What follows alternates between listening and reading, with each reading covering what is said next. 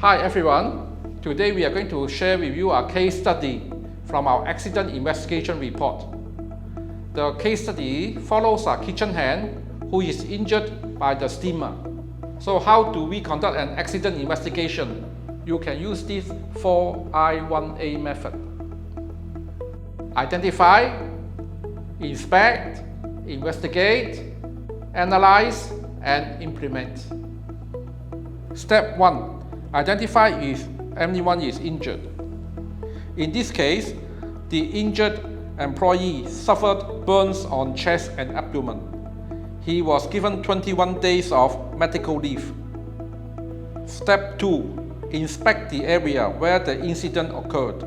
This accident occurred in the kitchen at the steamer area.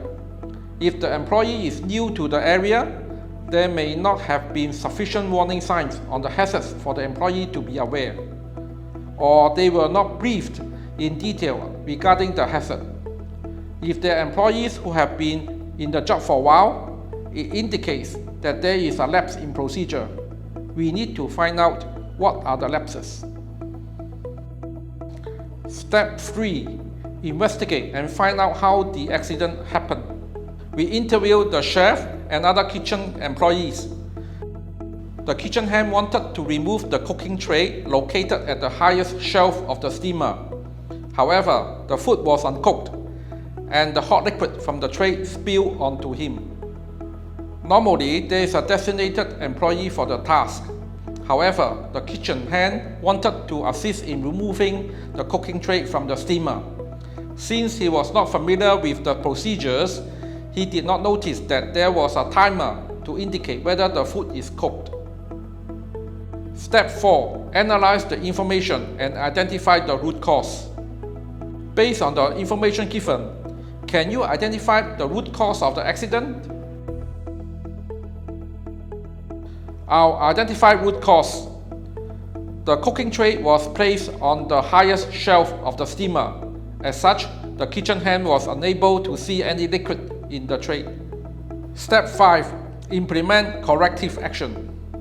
To prevent future accidents, the cooking tray with liquid should be placed on the steamer shelf that is below eye level.